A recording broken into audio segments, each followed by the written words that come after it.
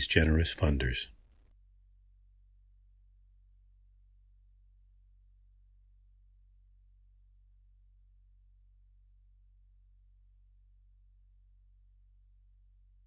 Hey, I'm Keith Spira from NOLA.com and the Times-Picayune. My guest this week on Let's Talk is 16-year-old New Orleans piano phenom, River Eckert. River, who is the coolest member of your band? You know, man, it's gotta be Pops. Jake Eckert, my dad. It's a great time playing with him. I've known him for a couple of years now. All right, we will hear all about that musical father-son relationship and much more on Let's Talk this week.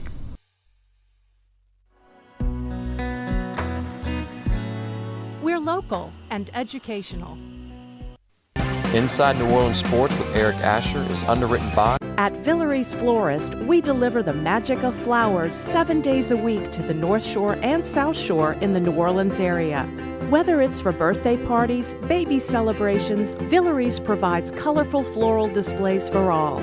With a store full of fresh-cut flowers, exotic tropical flowers, orchids, roses, and even fruit baskets, our goal is to make your vision a reality. Villeries Florist, proudly serving Louisiana since 1969. Dave Miette Insurance Agency. Auto, home, flood, business, 504-556-0809. Dave Miette, INSagency.com. C&C Drugs is a family-owned pharmacy that's been serving Southeast Louisiana for over 50 years.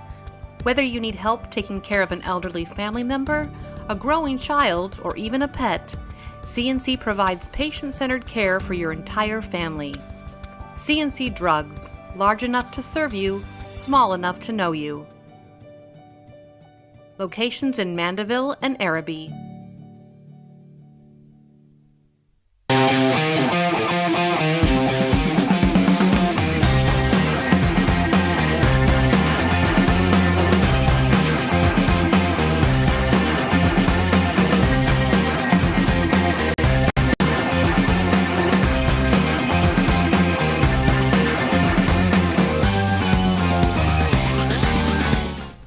Good evening and welcome to another edition of Inside New Orleans Sports. I'm your host, Eric Asher. Over the next hour, we'll cover all the home teams, Saints, LSU, Tulane, and Pelicans. Got two great guests on the program today, Rene, Nadeau, CrescentCitySports.com, and Doug Joubert of On SI Tulane. Guys, welcome to the show. Looking forward to it. Again, our 4th of July show here. And before we get started, we always like to introduce our guests, find out again what they're involved in. We'll start with Rene, who's been on this show many, many times. Doug's first time on our program. Welcome, Doug. Rene, tell everybody about CrescentCitySports.com and everything else you got going. I go way back like 30-something years with this guy, 35, maybe 38 years with him. We're so young. Yeah, but we started when we were 12. But anyway, 12. A lot going on. Been at a lot of OTAs, mini camp for the Saints, Pelicans last week with things going on with them. Of course, recruiting is hot right now. A lot of people commit on July 1st, July 2nd. Very involved in spring practice at LSU and Tulane. And my wife set up a little, with the hot weather, my wife set up a lemonade stand in front of my house. Ooh. Yesterday would have been my best day. I'd have made $2.15. I gave the wrong change on a $100 bill. Came up with $1.55. I can't imagine. I'll swing by this weekend. It's been great. Yeah, I mean, I'll give you, I'll give you 2 cups for the same price. Get a little discount. Anyway, so I get a little extra money there. There you go. Doug, welcome to the show. Thank Again, you. Doug's been on our radio show a lot. Love having him on the program. His first time on our program. Doug, tell everybody about your site. On SI Tulane is essentially part of the Sports Illustrated Network. What they do is they hire people to be publishers of their sites, and that's what I am for the Tulane version of it. And so I cover anything about Tulane. You name it, that's what I cover. I've done the beach volleyball, I've done when they went to the NCAAs, I've done all that stuff. So started many moons ago, back many moons ago, when I was in old Tulane Stadium. Right.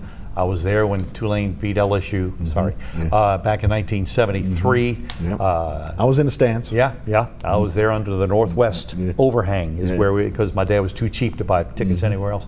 And then we been to just about any kind of sporting event you can imagine for Tulane. Retired teacher, decided to get back into sports, which is what I've done for about a half a century. Right. I know that's hard to believe, isn't it? It is. And just really nice to be able to be doing a lot of Tulane stuff. truth be told, Yes. that's what I focus on. Yeah. A lot of two-lane. So I've been talking to the coaches, I've been at the practices just like Rene has. Yeah. Well, these guys, as Rene mentioned, again, go way back to kind of again, the advent of sports radio here in New Orleans. Talk about it, guys. Rene, was that the old 1280? We worked at 1280 together. A lot of people don't remember. Right. The Saints were on 1280. Yes, they were. WQUE. On 1280. That's right. And I did the post-game show at Wayne Mack, the Saints, and when they came over from WWL at 1280, and Doug was very involved too. So we go way. Doug was in the morning. I was on 11 to 1. And I did the pregame. I did the pregame. Yeah, an all-sports station, and so got a lot of guests and stuff like that. It was always a lot of fun. We saw each other every day. And we did, I lost count of how many high school 27 games. high school games in a season. We worked Thursday, Fridays, and Saturdays, sometimes Saturday afternoon and Saturday nights. Yes, we did 27, including all the state championship games at the Dome. 27 high school games in one season. It was incredible. Yes. We were tired when it was done, bet. but it was incredible, and I could tell you some stories, but we'll save those for another time. Well, Oreos. I'm going to confess, I was a listener to both these guys. Okay, when they were on the radio at 1280. So again, looking forward to today's program. All right, guys, we'll start with the New Orleans Saints as we always do. Look, the big question is still, what's going to happen with Alvin Kamara? Will he be on this team? Is there going to be a restructure of his contract? Again, will they release him? Will they trade him? At this point, again, he's on the team, but they're still, again, the Saints still don't seem like they've been committed to him. Rene, you're out of the facility almost every day. What's your take on this? You know, I was talking to Mike Detillier about this yesterday, and you know, the thing is that he asked me about what do you think some of the weaknesses and all, and I look at the running back situation. It's maybe not a weakness, but it is a question mark. And behind A-Chain, who has rushed he had 3 1,000-yard seasons during his NFL career, and Alvin Kamara has never done that. Doesn't make he's a bad running back, but throughout his career, he has never rushed for 1,000 yards. But my point being, Devin Neal's health may elevate him to backup running back behind A-Chain. And you know, Audrey Estime is another one who had a big season-ending performance last year. My point is, Alvin Kamara could be second, third, or even fourth team running back. They're not sure how they're going to use him. I think, to answer your question a long way around, during training camp, there's always injuries at running back. And I think if the Saints hold on to him, which I'm sure they will, some team should panic and give up a third-round pick for Alvin Kamara, hoping they'll get another couple of years out of him. But he's not the same back. He's not a bad back, but he's not the same back he was 2, 3, 4 years ago with the Saints. But I'm not sure how they're going to use him, and he's going to have to be somebody that they'll have a package for in the Saints during the Saints season. So, to answer your question, I think it's very possible he could be wearing other colors this year. What do you think about Mark Ingram type role for him? Is what I'm sort of picturing the back of. I think that's what the role is at this point. Although again, the skill set for A-Chain and also Kamara are very similar. That's going to be the issue. Estimate more of your power back on this team.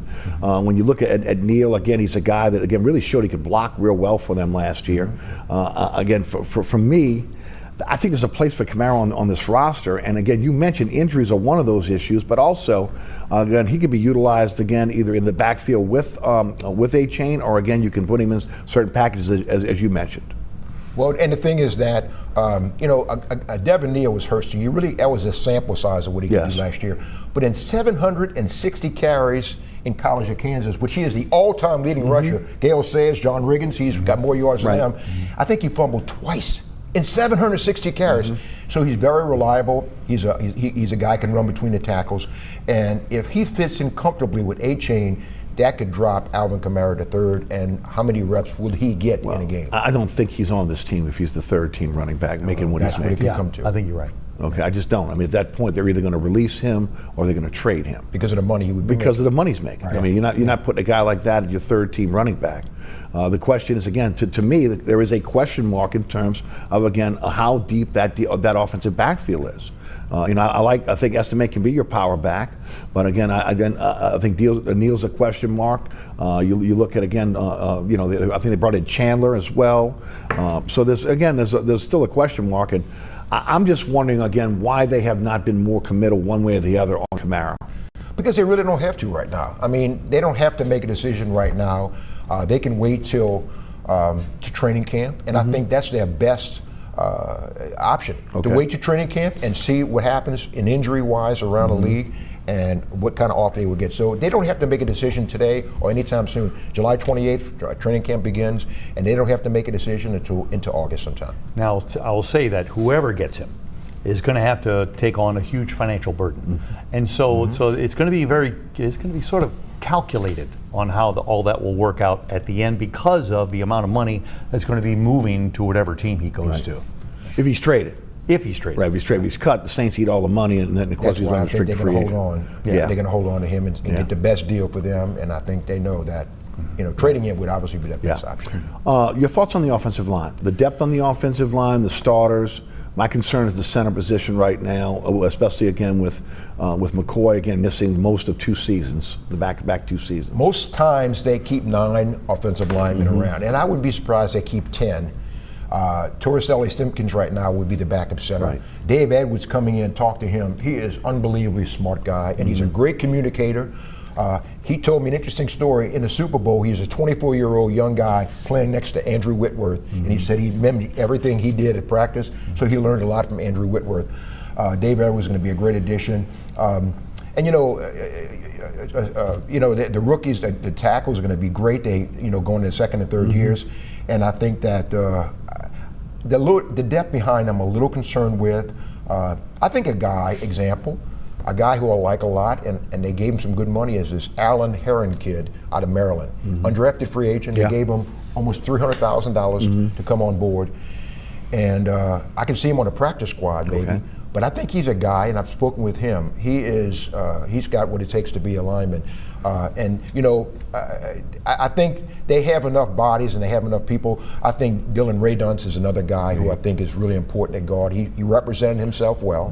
He wasn't an all-pro kind of guy, but he represented himself well. So I think they have 9 or 10 guys, I think.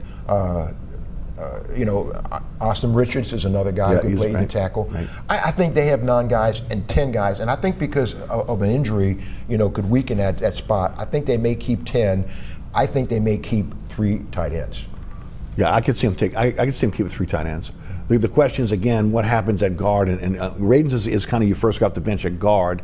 What happens at center? Where there would be a situation where again, if McCoy was hurt, would they move Ruiz to center and have Radunz at guard? Or again, would they go with Torricelli? Torricelli Simpkins, I think, made great strides, and I heard a lot of good things about him, even though he was an undrafted rookie last year. I think they would feel, and I'm not behind closed doors, but I think they would feel a lot more comfortable this year if he went in at center, because I think he's had a year under his belt. He was on the roster all last year, and I think Cesar Ruiz might be an option, but Torricelli Simpkins, I think, was somebody they feel comfortable with. I think the Saints have done well in the past of finding undrafted free agents who can fill that gap on the offensive line. Right. And that's what you're just talking about is exactly a point of that. Yeah. And think back a few years ago, a guy who came in, started a lot of games, Tim Lolito. Yeah. A guard, if you remember. Yeah. So I'm saying that's a guy nobody thought about, but he represented himself well. So Torricelli Simpkins, Alan Heron, those guys, undrafted free agents, they make the most of what they have. One of the big changes we've seen on the Saints roster is again the addition of the wide receiving core. A lot of new players again that are going to be in new roles within this more offense. Your thoughts on the wide receiver position? You got 3 rookies there. You got Jordan Tyson, Bryce Lance, and Barrion Brown, and I cannot see 3 rookies unless all 3 of them really excel in preseason. I cannot see 3 rookies being in the top 6, because I think they'll keep 6 wide receivers. Jalen Polk, I think, has been really good, and I'm really sold on him. I liked him before this season. But I can almost see a rookie, not Jordan Tyson, but one of the other 2, maybe stubbing a toe and getting on a temporary IR. Okay, because Lance and Brown are the 2 guys you're talking about right now. Brown is probably going to be your kickoff returner. Yes. Okay. But he was a leading receiver LSU last year. I get that, but he's also, again, been a 50-50 guy in terms of receptions. So is he going to be that good as a kick returner that they cannot put him they don't have anyone right now unless somebody else can emerge, right? Right. And then the question is, would you really, again, take a chance on putting Lance on the practice squad where again, another team could grab him? Stubbing a toe. Right, no, I get it. Stubbing a toe. 4 to 6 games and then coming back? Yes. Okay. And I'm saying Bryce Lance, I like what he looked like in camp, but Can he make that next step from North Dakota State to the NFL? Just the speed, right, guys? He's speed. Well, Shaheed started this way too. Right. Remember, Exactly. he started just as a return guy and then worked his way into the wide receiver mold. But I just can't. I don't know, and I've been wrong before. No, I right. picked the Germans in the Second World War, But I mean, the thing is that I cannot see 3 rookies on the 53. And I just. Well, I mean, you got Olave, obviously Tyson, Polk, WLAE. Okay. Yeah. Those are your top 4, Yes. you would think, right? Yes. So you, and then of course, if you're going to look at Brown as a kickoff returner, maybe again he's a special teams guy. Who's that next guy? Kevin Austin is right on a cusp. If something was to happen, he's a veteran who could bill that. I mean, that's a guy you could put on a practice squad, though. I know, but I'm saying is that he's 6B. Yeah, right. I have a hard time believing, unless those guys are not ready, that they're going to give up on one of their young players and put them on the practice squad. Now, maybe again, it's one of those wink and smile injury reserve deals. But again, I think that those guys will make the team. The question is again. The overall health and the longevity of Jordan Tyson, and again how they're dealing with him on a day in day out basis, which I believe will happen throughout the season, based on again the exploding knee injury and the hamstring issues he's had again throughout his college career. I think they're looking at him again how they would deal with him with a veteran, because the only thing they want him to be is available on Sundays. Okay, so if they got to take off practice time for him during the week, they're going to do that until he's in a situation where again he could be completely healed, and who knows if that's going to happen when you're dealing with hamstrings. I'm going to say this. Okay. Hines Ward, who everybody knows, right? Okay, yes, raved about Jordan Tyson, how tough he is, and they were playing a game against Texas Tech last year. Right. He pulls a hamstring, and Hines Ward, who was a wide receiver coach at Arizona State, was an MVP in the Super Bowl, wanted to pull him out the game, and Jordan Tyson would not come out, catches a long pass, sets up a touchdown, the winning touchdown. Arizona State beats Texas Tech. So Hines Ward, who is a tough hombre, 14 years in the NFL, thinks a lot, has said there's no such thing as an injury problem with him. He is tough. I'm with you there. Go ahead. I'm thinking what you're doing, what you're saying already, and that is they'll treat him like he's a guy who's been around for a while, so that he will have the relief. They also have programs that he's doing. They've already seen that nobody else has done with him until he got to the Saints to help him to work on strengthening and stretching the hamstring, etc. So he's already going to be in a better place, in my opinion. It's got to be that's what he has to do from this point forward if he's going to have a great pro career. He's got to understand that he's got issues with his body, and he's got to make sure that he's taking care of his body again, from nutrition to stretching, everything all the way down the line. To your point, I agree with you. I saw the game, and it's one of the reasons why he was injured. He injured himself to the point where, again, he injured the other hamstring because of the situation again. So I agree about the toughness, but there is a hamstring injury, a history of hamstring injuries, so they're going to have to deal with him with kid gloves. All right, I often bury the lead on every program I do. Tyler Shuck, talk about year 2. If you talk to everybody in the locker room, and I've talked to a good many, and they have said how much he's lifted his game since last year this time, and his experience and stuff, and I even talked to a couple of the coaches how much they think he's a new addition, new version of last year. He's so much more confident, and he's a big, bright young man, and he's made some big time throws. He's not afraid to run. I think as he goes, the offense is going to go. But I tell you what, with a good offensive line, which they did not have last year, that's going to make a huge difference, and better overall better receivers. Right, there's no doubt, because he was playing with, we had 4 string receivers last year. People that weren't even on NFL rosters. And in addition to that, Shuck has something that nobody's had in a long time since Drew Brees, and that is he now has people around him that can help him to become a better quarterback. He has Kellen Moore sitting there, who has been in that position before. So he has a guy who can help him to grow, which truthfully has not been around since the departure of Bye to Denver Broncos. Right, and we can throw Doug Nussmeier in there as well, right? Oh yeah, and I know Doug very well, and he's raved, because he told me a couple weeks ago. He said, "Didn't I tell you he was going to come on?" I said, "You said when the light comes on. You didn't say when." Right. But no, Doug has said how much greater he is than this year. And, what about a sophomore jinx? I mean, I hate to say that, but there's always that word about a sophomore jinx. Doug, I'm going to say right now, I don't know about the jinx part of it, but we do know that now defensive coordinators have had an off season to look at him and see what he does well, what his weaknesses are, and again, what happens to him, what he does when he's under pressure. So again, one thing I've talked about on the radio show in this program is this offseason, he should be self-scouting himself, okay, to make sure that, again, any weaknesses he has, that he turns those into strengths, and knowing that, again, that film is the great equalizer, that he's working on his game, and also, again, working on the system as well. Your thoughts on that, on a possible jinx, or again, teams catching up to him based on, again, film? I don't want to get ahead of you, Eric, but I would say this. I talked to Caden Ellis, and hear me out. I had a nice sit down with him. I talked with him a long time. And he's Caden Ellis, who was with the Saints, with the Falcons last 3 years. I asked him what he thought of Kellen Moore. He said he's a cerebral genius. He said he knows what buttons to push with players. He knows how to exploit another team. He knows the weaknesses. And I'm saying is that as a defensive player, he's basically saying Kellen Moore knows what to attack.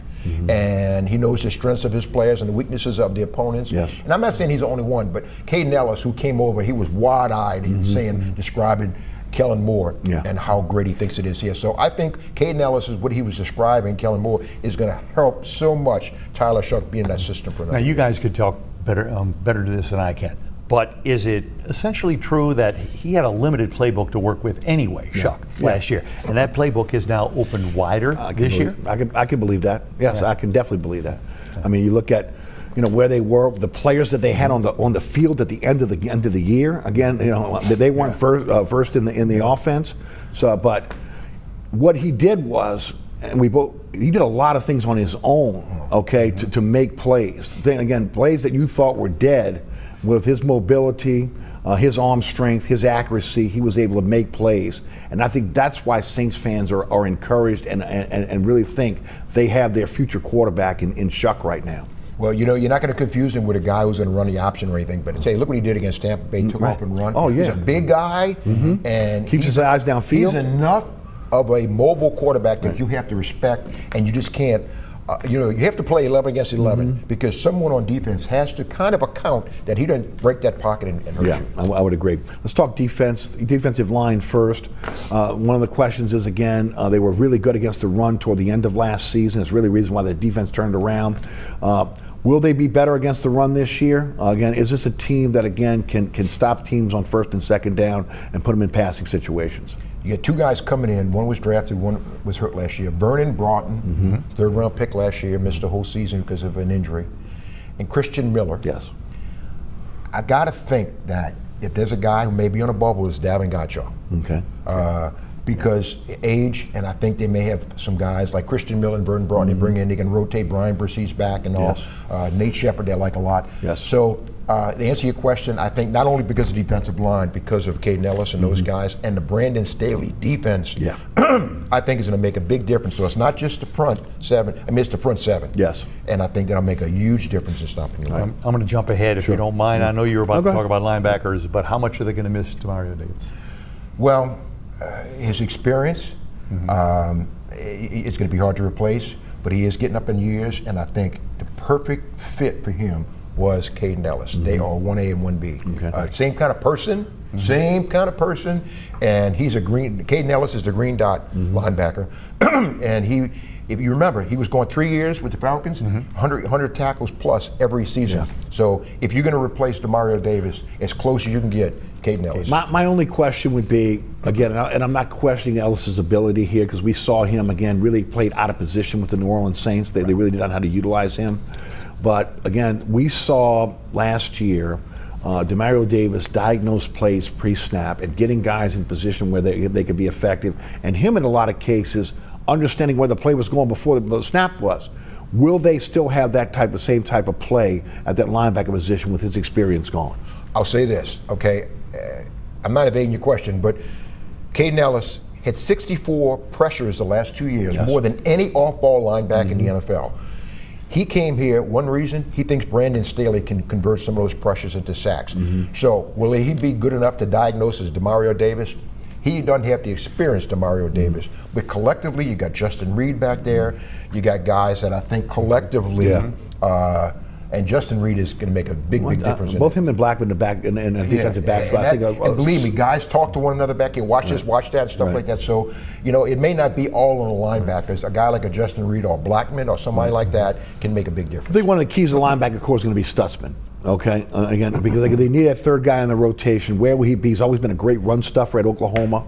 So again, we'll see again how he plays as well. And then of course the other big question is the star position, which is again the most critical position on Brantley Staley's defense. Your thoughts? Jonas Sanker will be there, and he's a guy that played at Virginia, and I think he's about the best fit as you can get Jonas Sanker for that star spot, for that nickel spot, because his skill set, he's a good tackle. He plays downhill. And I think it'll fit. Alontae Taylor will be a big role to fill, but I think Jonas Sanker is the best fit on that team. I love the safety positions we mentioned, again, with Blackman and Reed back there. Some are questioning the depth at the cornerback position. Your thoughts? Oh, man, and I'm drawing Emerson, the guy from Cleveland.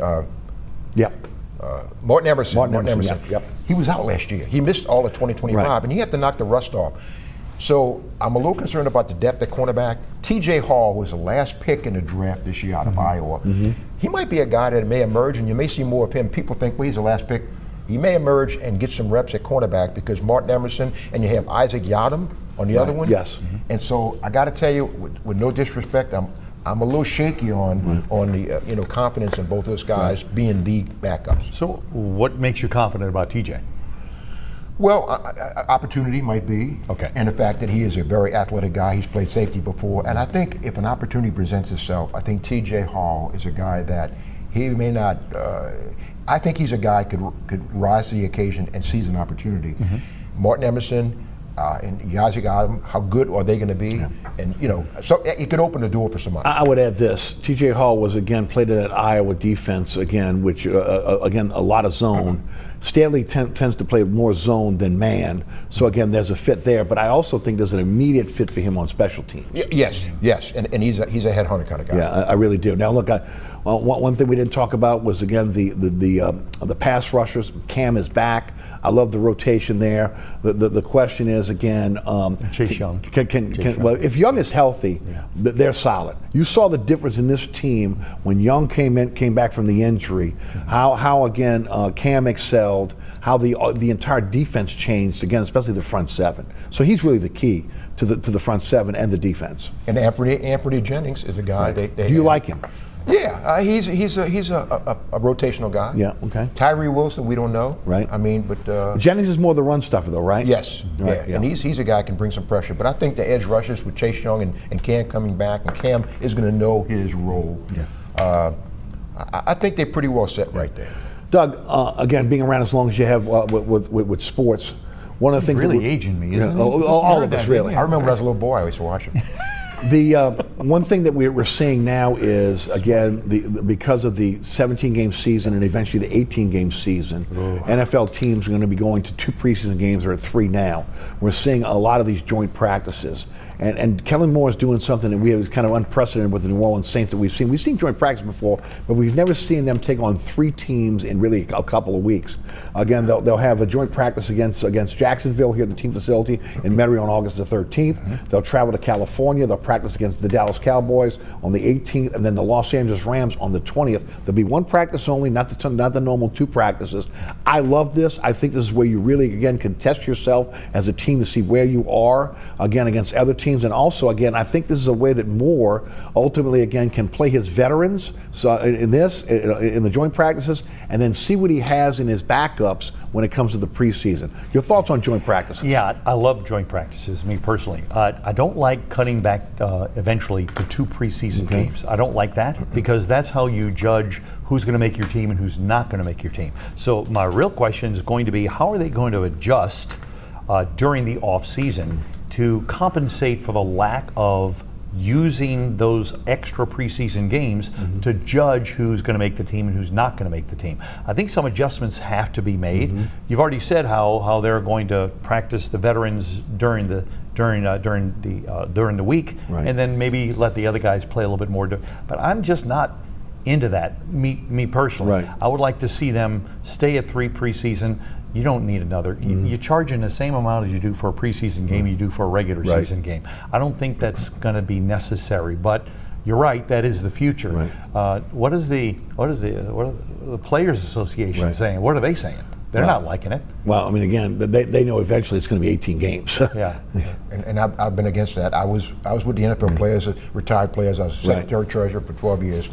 And I cannot believe they've allowed 17 to maybe 18 games, because I've always said the body cannot take this many hits. Right. You can be playing in Super Bowls with practice squad players and whoever survives. And I tell you, it's going to continue until sponsors step up and say we're not paying for guys playing in the championship game with a guy who was on the practice squad when the season started, because these bodies are breaking down. Well, and not just that, the amount of concussions that are going. Chris Olave, just the amount of concussions that are going on right now. You would think they're thinking back and they're saying, okay, we got in trouble for this before.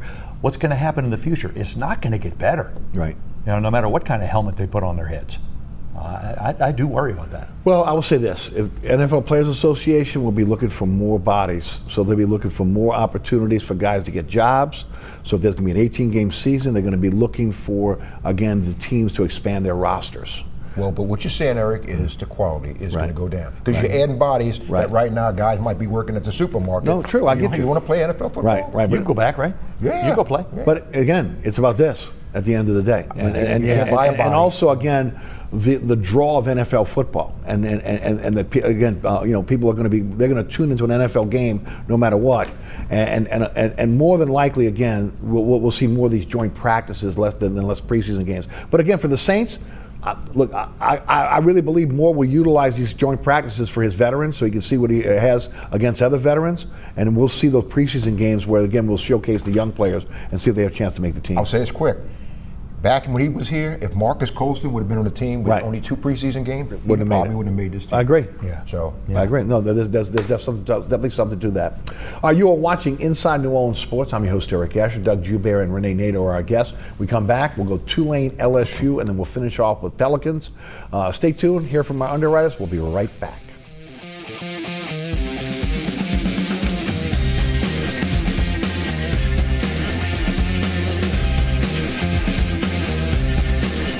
Located at 3701 Iberville Street in Mid-City is Katie's Restaurant and Bar. Open 7 days a week, Katie's offers daily specials for lunch, dinner, and Sunday brunch. Serving New Orleans cuisine such as fried shrimp platters, grilled redfish, and a fully stocked bar. And don't forget about our expanded event seating and local entertainment. Featured on the Best of Food Network's diners, drive-ins, and dives, Katie's Restaurant and Bar. Burkhart's Air Conditioning, Heating, and Refrigeration has been family-owned and operated since 1989. Burkhart has energy-efficient solutions and offers brands such as Mitsubishi ductless AC units and Amana, the only manufacturer with a lifetime unit replacement warranty. Burkhart's offers maintenance bundle packages that include servicing your AC, generator, and tankless water heater. For more information on the services Burkhart's provides, visit acpromise.com. Burkhart's Air Conditioning, Heating, and Refrigeration, providing comfort for life. Welcome back to Inside New Orleans Sports. I'm your host, Eric Asher. Rene Nadeau, CrescentCitySports.com. Doug Joubert of On SI Tulane are our guests. We will take the Tulane Green Wave first as we talk about the college game. We'll turn our attention to Doug Joubert, again, who covers Tulane for On SI Tulane. Doug, your thoughts about this year's Tulane team? Seems to be a lot of pressure right now on Will Hall. Coming off again, following again another great Tulane coach in the line of Tulane coaches we've seen again within the last decade or so. Your thoughts on Will Hall as the head coach and what type of team he's put together? Now, this guy knows me better than anybody, probably except my wife, and he knows that I am the eternal optimist. Mm-hmm. I'm one of those guys that believes very strong. Most people are picking Tulane at 9-3 to come into the season. Some 8-4. My reporter on SI Tulane, Colin Cummings, and I did something this week where we picked who we thought Tulane would beat and who they wouldn't beat. Mm-hmm. And when it got all said and done, I was at 11-1. Okay. I mean, that's how optimistic I am about this, and there are pretty good reasons why. My 2 worries, I'll get to those at the end. Running back. I think this is the deepest running back room that I've seen from Tulane in many, many, many years. You have Jamari McClure, who, by the way, had not one but two surgeries, one on one shoulder and one on the other, which is why he didn't participate in the spring, but he'll be back 100%. Mo Turner was their starting running back last year, and Mo had 86 yards in the first 28 minutes of the game against Northwestern. Went down with an injury and never really fully recovered. He's back 100%, and this kid is really, really, really impressive. And then you have all these other guys that brought in. Like, I'm not dismissing anyone else. You have Johnny Daniels, who's he's a bowling ball. He's one of those guys that's just going to run you over as much as he's going to run around you. DJ Joubert, who is a guy that has great strength and great speed around the corner. And then Jalen Lucas. Anybody who's followed anything about this kid knows that they measure him at 5'10". I think Rene and I can probably agree he's more like about 5'8", maybe 5'7". He reminds me of Howie Stevens from back in the old days in the Saints. They had somebody else too, where he's got these legs that are just this big around, and he just can move and make people just grasp at air. He's going to be the guy running back the kicks and running back punts, but he'll also be in the offensive backfield. This is the deepest I can remember the running back slot in a long, long, long time. I'm feeling very confident with who they've brought in at running back. Wide receiver, you only had 2 words: Fat Hill. This kid, Destin, but his name is Fat. Anybody who followed LSU knows a little bit about him. He is a kid who needs to find an offense that fits him. The first 2 weeks of spring, not impressive at all, to be honest with you. I wasn't impressed. He was dropping passes, he was missing routes. He's new, but a lot of people were. And then the last 2 weeks, it was like a switch just got turned on. And one particular moment I remember where there was one defender on the outside and another on the inside. He took a pitch, as in an end around kind of thing, and he took one step and cut between the two starting defensive backs, not fourth string. And he cut through them so fast they were just grabbing for air at the end. Hill came to Tulane because he likes what he sees in Will Hall's offense. You also have a couple of guys coming back. Anthony Brown-Stevens, who has actually put on some muscle since then. He's a smaller guy. Garrett Mamahat, if he can stay well, a local product from Brother Martin, actually taught him at Christian Brothers School back in the old days, so I know the kid really well. Just a class kid, and he is he's a possession kind of guy. He needs to stay well. He even got injured during the spring. And Zycar Lewis, really solid guy. But instead of going through all those, I'll just tell you now what my worry is.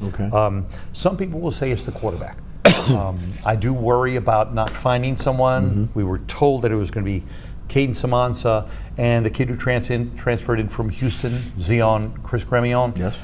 Neither one of them set themselves apart, in my opinion, in the spring, which is why the door was opened for a true freshman, Trace Johnson from California, but actually Florida, but he played at California, and his senior year. And this kid was really smart kid. And then all of a sudden, out of nowhere, Dagan Bruno starts showing up. Here it is, a John Curtis kid. They talk about how people talk about Bruno being this option quarterback. What they don't realize is that, he is good at the option.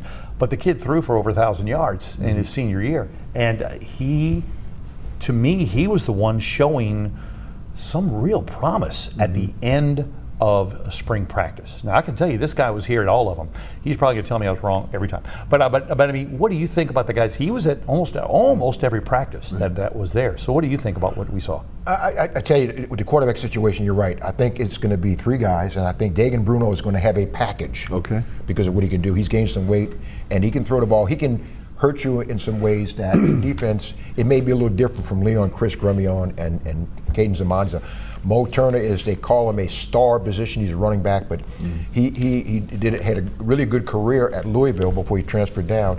Jaden Lucas is a guy in space, played at Florida State and Indiana. He was an All-American punt returner in Indiana. Jaden Lucas, Homer guy, played at Edna Carr.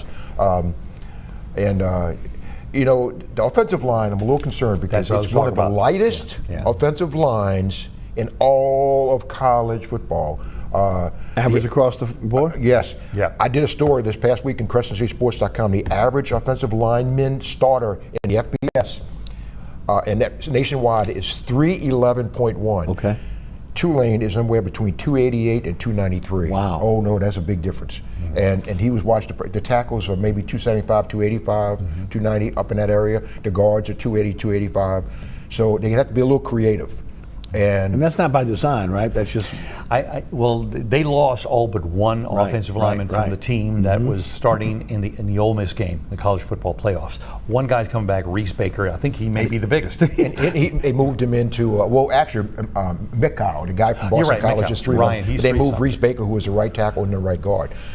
But you know, the thing is, they're gonna have to be a little creative there, because to run against a team that maybe has a 330, 340 pound nose tackle and maybe be in the 300 pound range with the tackles, it's gonna be a little tough. I think the offensive line is what I'm more worried about than anything. I said quarterback was a worry, but I'm with you. The offensive line, Cody Kennedy, the coach of the offensive line, moved people around the entire spring. I mean, they were all over the place, and he was trying to see what the positives and the negatives were for each one, which I can understand. But at the same time, by doing all that, they did not become a cohesive unit. There's no doubt about that. And the defense, for the most part, owned the Tulane offensive line. I lost count with how many times a defensive lineman was in the backfield, not necessarily somebody blitzing, just rushing 4. And it was frustrating to see, but I do understand why he was doing that. That is my biggest concern. You can have a mediocre quarterback. I'm not saying that's what Tulane has. But you can have a mediocre quarterback. If you have an outstanding offensive line, he's going to be outstanding. Talk about the defense. On the other side, I think this is the strongest defense I've seen out of Tulane in a long, long time. Even though they lost all 4 of their defensive linemen, the guys that started in the CFP. They lost every one of them. And yet, they're bringing in these guys because of the way Tulane has run, and most colleges actually nowadays do it, is that they rotate their defensive linemen constantly all game long. And so you have a guy that comes in like Gerard Henderson, Derek Shepard Jr. This kid is outstanding. He's going to be really, really special in my opinion. Armandus Cooley has stepped in. Jari Garner, who's their bandit. These guys have played a lot of snaps last year, and so they're stepping into a position that they already know. Plus, you have all the guys who came in the transfer portal. We got a guy by the name of Ed Smith IV, a kid from South Alabama. He is going to make a difference in this defensive line. Don't be surprised if you see him, because I saw him do it in some film, drop off into the defensive secondary and cover some people sometime. He's that good of an athlete. They also brought some people up like from New Hampshire. They got a kid from Jordan McAllister that they brought in. A kid from Letcher is coming back home. Rashad Sterling, he was at Houston. Houston, yeah. So heck with Houston. He comes back home. He's back where he wants to be. He's finishing his career in college, and he wants to be here. And this is a good, really good defensive line. But I think the people that I see making the biggest difference is the linebacker core. Chris Rogers can be elite. The coaches talk about it. Rogers showed some of that a little bit last year. He showed it a lot in the spring. I think Chris Rogers is going to be a star on this team. Dixon Agu is coming back from injury, so it's going to be good to have him back. He's a junior. And then you have Mekhi Williams. So you have all 3 of these guys who are very, very strong along the linebacking core. I'm feeling very, very good about the front 7 in particular, but I think the pièce de résistance is in the defensive backfield. That means the good guys. You're not going to go anywhere. They bring in Macho Stevenson from Texas Tech, and this kid has his arms. They're just amazing how much length he has to him. And you add him with Jack Chinchu, who's back, Isaiah Shine, who's back. You bring in this transfer, who's Anthony Rogers, who's back. He came from Nichols. So you've got some solid people along the defense. I think Tulane's going to rely on their defense more than their offense, especially in the beginning of the year this season. Are you going that way? Ed Smith, 35 games at South Alabama, and he is about 305, and he can move. Yeah. The linebackers, Dixon Agu, Mekhi Williams, and Chris Rogers, 100 games on the field. That's a lot of experience. Isaiah Shine, Macho Stevenson from Texas Tech, and the guy Anthony Rogers from Nichols, who they like a lot. Yeah, they do. And Chinchu had 83 tackles last year. Kevin Adams from Destrehan has really had a great spring, and he's a safety along with Chinchu. So that defense is strong, and it allows them some opportunities to be flexible and do some different things. Now, one more thing, if you don't mind. Kicking game. Tulane lost their punter and their kicker. Yes. So they bring in this kid from Ohio State, Jackson Corville, and I watched him very closely during the spring. I don't think he missed anything from 45 yards in at all. I mean, this is one of these machines. He just hits it. He just continually just hits the field goals. This is a kid who can hit your field goal consistently, much like what Patrick Durkin did last year. Now, long range, I do worry about Cooper Helmke. They call him the leg. That's his nickname, because I actually saw him hit a 70-yard field goal without an issue at all during practice, without any issue, midway up the uprights. This kid has a leg. He admits that he needs to work on his accuracy, is what he needs to work on. I would not be surprised if he's your kickoff guy, and he'll just kick it into the stands almost every time. For a punter, they got this kid coming in who was the number 2 ranked punter, recruiting-wise, in the country, Brooks Moore. He's out of Georgia, and this kid, I'm not going to say he's going to make you forget Alec Clark, but he's got a leg, and he can just pinpoint punts all over the place. And their long snapper is the same guy. He didn't leave. So Jason Arredondo, he's sticking around. Right. So they have the deep snap guy. They have a new place kicker and everything else, punter. But I'm feeling pretty secure about those guys. Let's shift gears to LSU and your thoughts on this Tiger team. A big turnover on the roster with Lane Kiffin coming in, and a lot of expectations for LSU this year. You know, he's got 9 wide receivers he brought in. And he's got Sam Levitt. How his health is will determine how good of a season they're going to have. Harlan Barry, good running back. Dylan Jones, a kid they got from Wisconsin, they like a lot. Caden Durham is going to be the 3rd back in this group.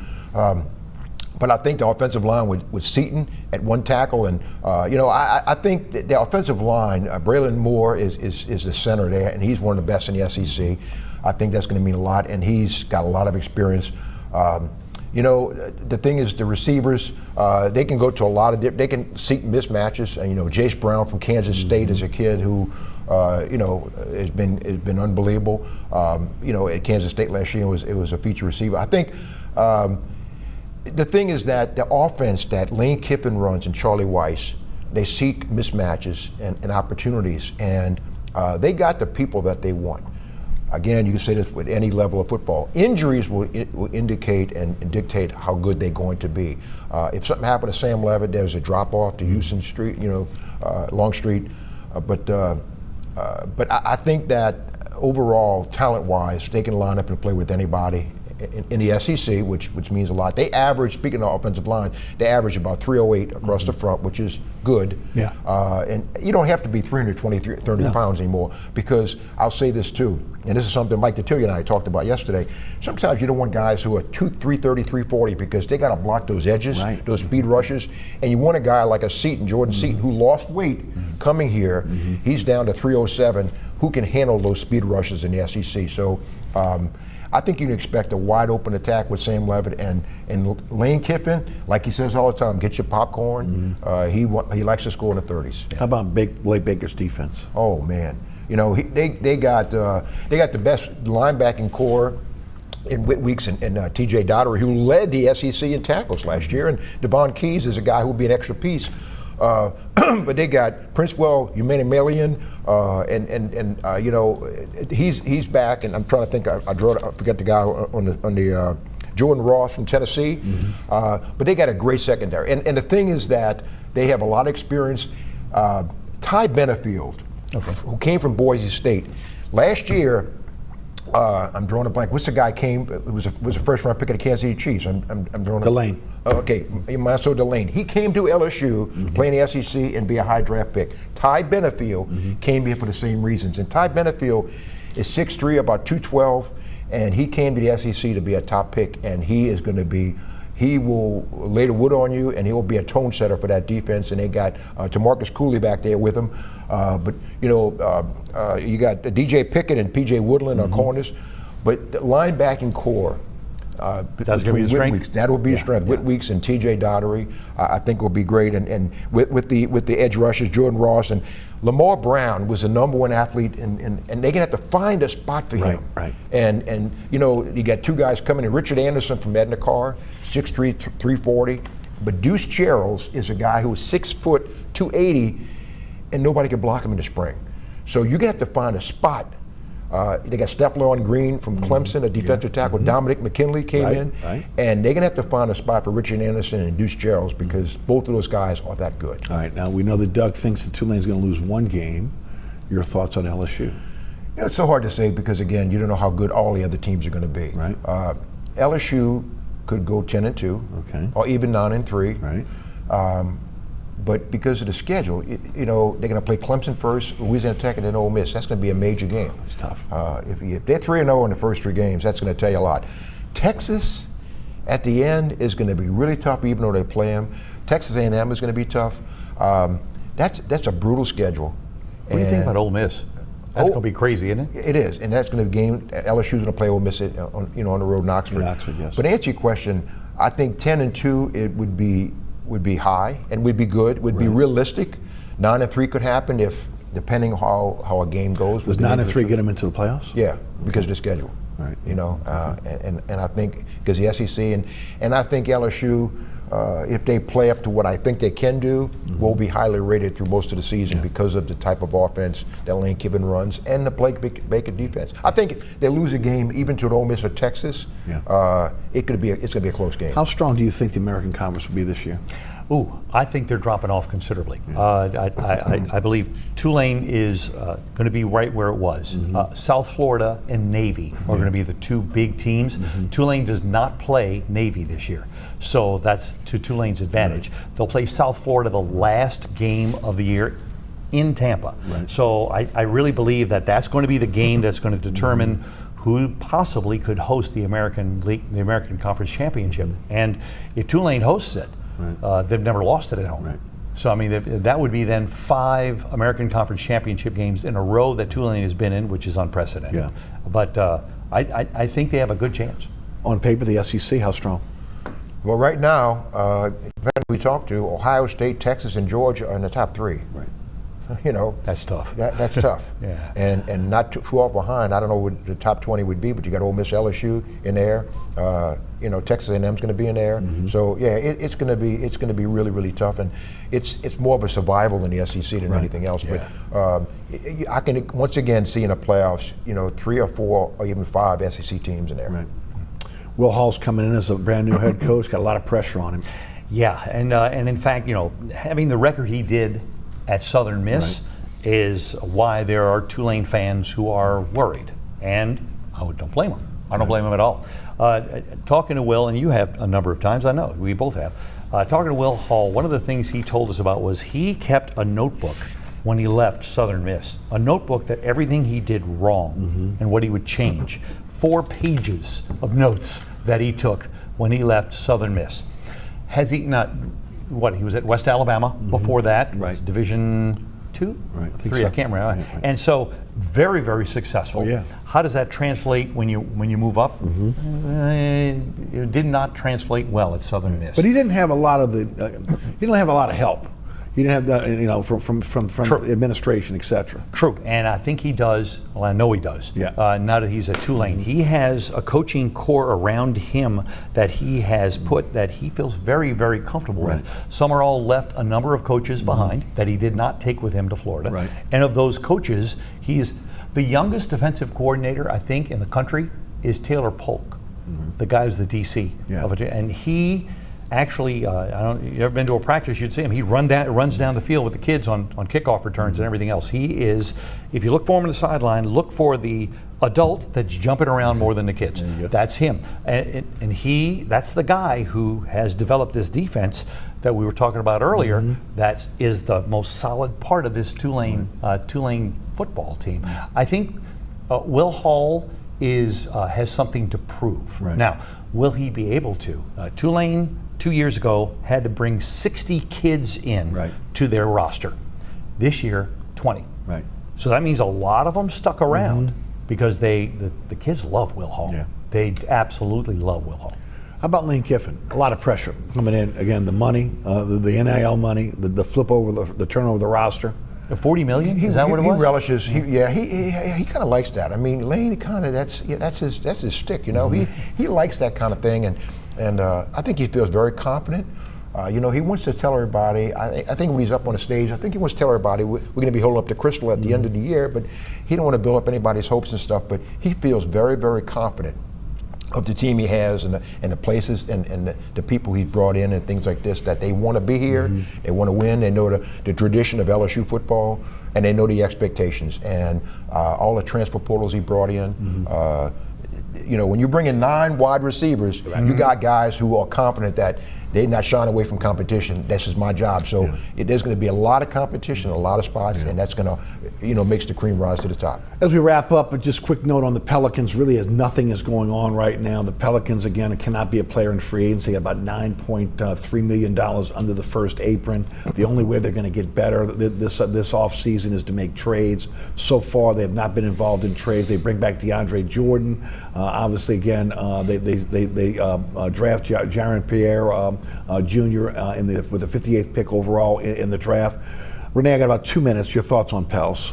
Trey and Herb Jones, I'd say one or both are not going to be back for sure. And people think that Joe Dumars is sitting on his hands, and I think he knows what's at stake here.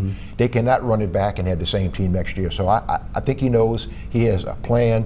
And he may have to go to plan B or plan C, but I cannot see it. And the Pelicans know what is the elephant in the room is the center spot. So they're going to have to address that. And I think that you see in the next, they don't have to do anything yesterday or today or tomorrow. But I think as the next few weeks and months go on, I think you'll see some changes. Well, a lot of it's self-inflicted, as we've discussed on radio and TV. Again, $44 million they could have had with Olynyk and C.J. McCollum's expiring contracts. Another $7 million they could have had to be able to utilize in free agency. All that, again, evaporated with the deals they made.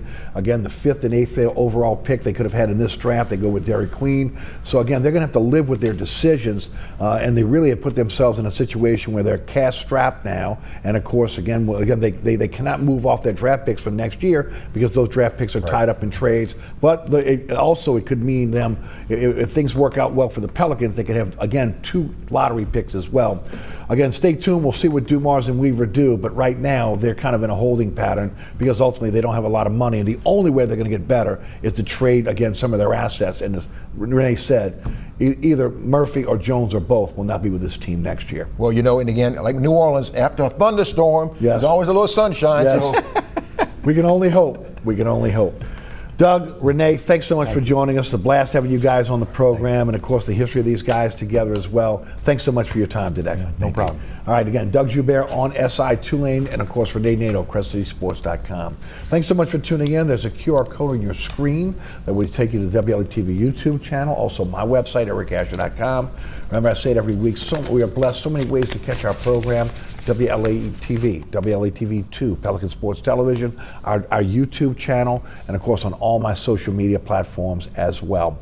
You can listen to me on the radio 4 to 6 weekdays. That's on 106.7 The Ticket. We have an app, 106.7 The Ticket app, that's available at your app store, iHeartRadio app, TuneIn Radio app. The Ticket 1067.com is where you can also listen live.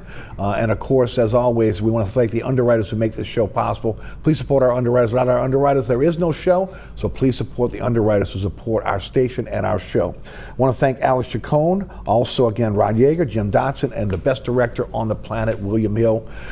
For Rene and Doug, I'm Eric. Thanks so much for tuning in. Have a happy 4th of July. We'll see you next week for another edition of Inside New Orleans Sports. Thanks for watching.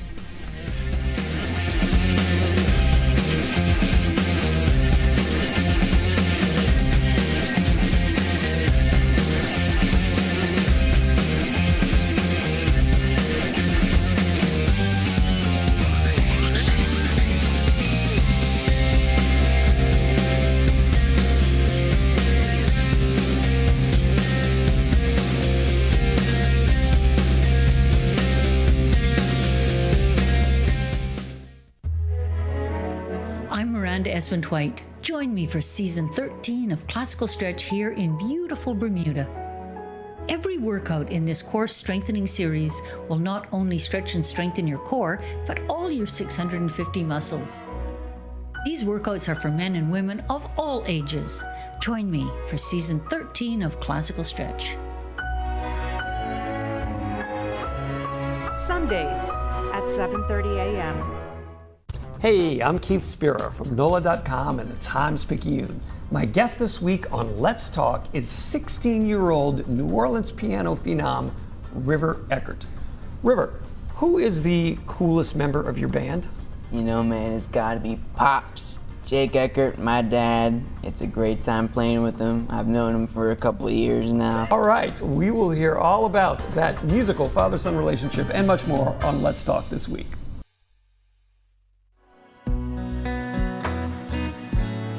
We're local and educational. You're watching WLAE-TV, celebrating 40 years of New Orleans public television.